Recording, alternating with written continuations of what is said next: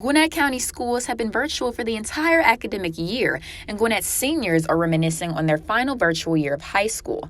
A community garden blooms fresh produce for the Atlanta community. My name is Elisheva Wimberly, and we have all this and more for you all on Panther Report News.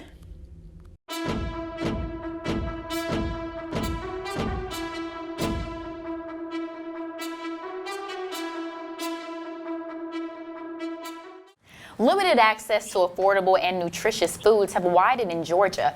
Local college student Lauren Cumberbatch's recent study shows how Black Americans are heavily affected by food deserts.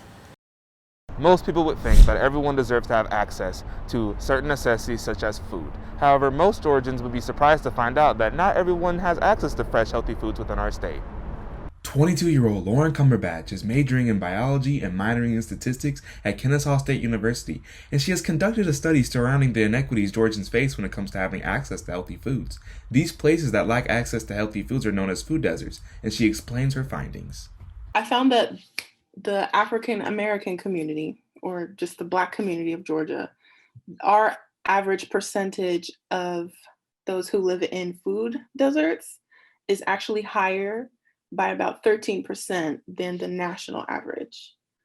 Lauren was one of 3 students from Kennesaw State University who was chosen to present their research to our Georgia state legislators through a Zoom call. She tells us her experience. This was really interesting because the folks who attended, they were all like grown and in their own careers and stuff, and it was very conversational. And yeah, they were very interested, and they said, you know, this is a really important topic and it's really good that you're bringing awareness to it. When asked about how we can try to fix food deserts around our state, she provides us with some insight. The first step is definitely to raise awareness so that other people know, but also so that the people who live in these situations can be aware of their problem. Another thing is to be in contact and continue to amplify your voices so that it gets to the people in power.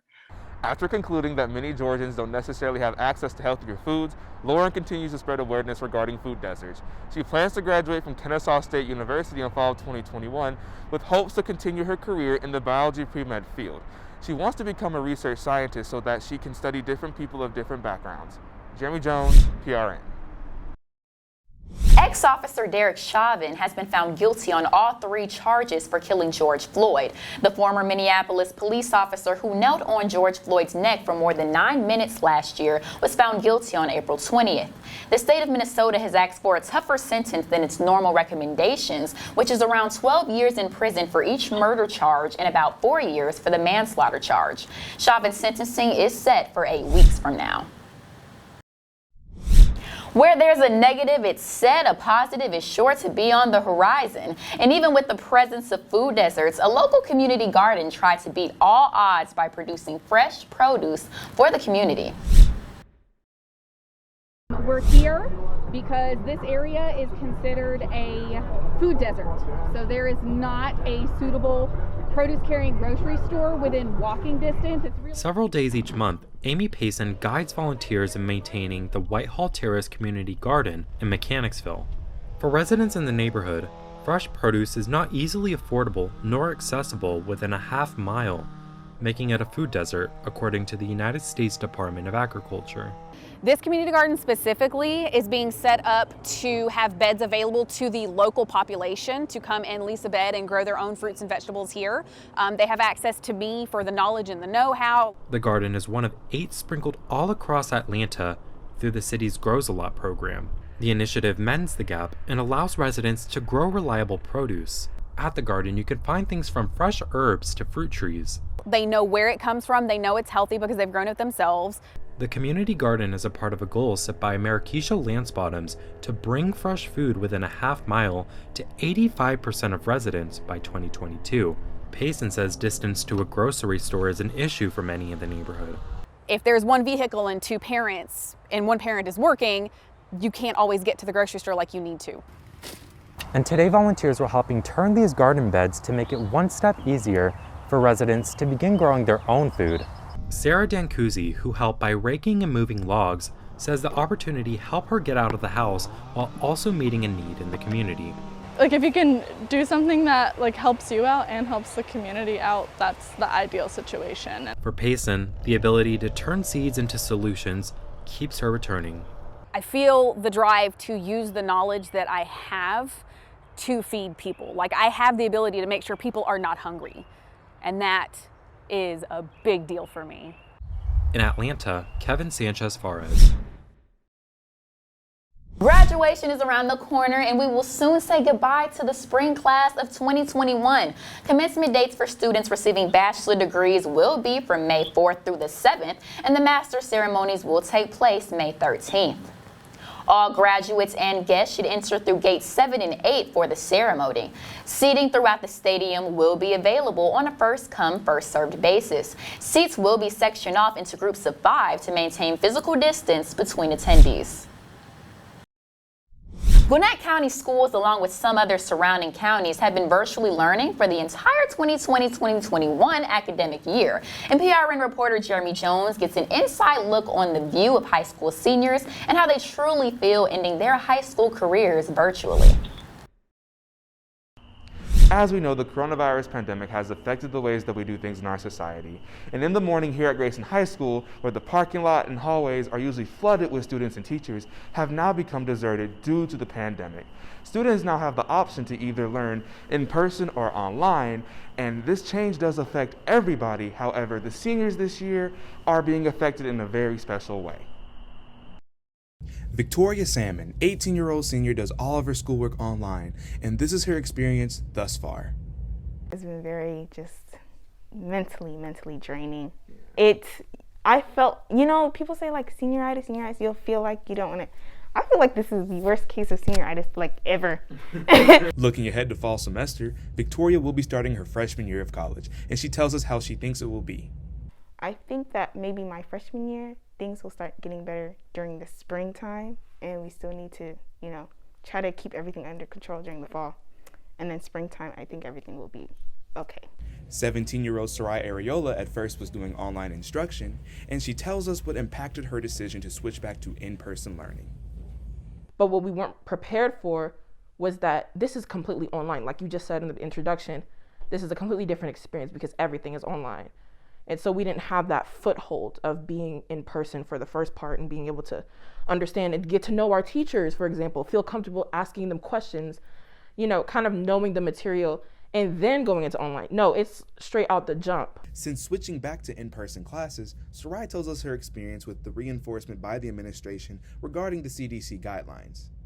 And this young woman behind me, she had her mask on incorrectly, and I noticed that her nose was out, and I just kind of made a face at her, like a Karen. But I'm just like, sometimes you have to be a Karen, because I'm not getting COVID, because Shadi doesn't want to put a mask over her nose. She thinks her nose is cute. I don't care. You're covering it up. So then Miss Teacher Ma'am on the side, she said, "Ma'am, I need you to put your mask over your nose." And I was like, I wasn't expecting that from, a teacher. So that was a nice moment. I would say an average of about 10 kids per class rather than 25. So there's not really, a lot of space for us to be social crowding too much, for us to be crowding too much. But when I see a gaggle of students in the hallway, nobody's saying anything about that.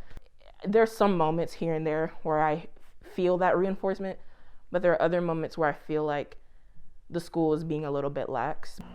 Senior year for the students at Grayson High School did turn out a little bit different than they had anticipated. However, Sarai and Victoria both still have high expectations for their freshman year of college next year. Jeremy Jones, PRN. Summer is around the corner, and for most people that means beaches and swimsuits. Georgia State student Janae Jones has a program that can help you look and stay toned for the summer. I am a Black woman. I'm a strong queen. I'm a personal trainer who's ready to change lives. Janae Jones is a fourth-year Georgia State student majoring in criminal justice with a pre-law track. As a Georgia State student, Janae has many goals and aspirations. Her most recent endeavor is her new personal training business that she just opened last year called Janae Fit.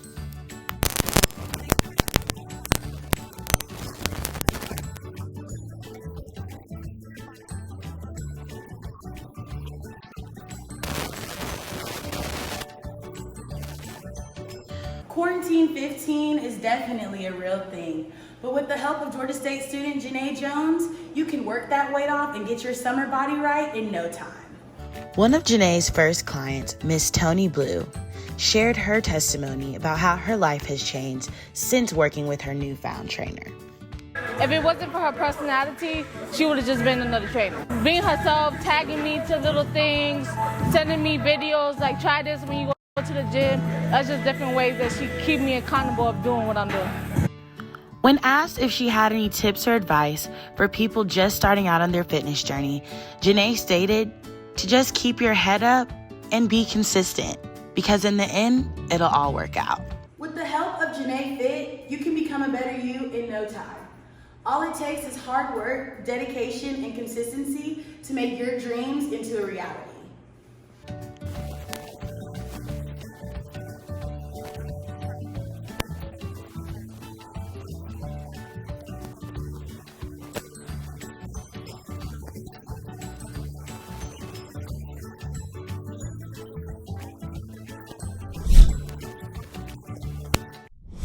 Since summer is fastly approaching, Panthers, you might be looking forward to doing some safe traveling.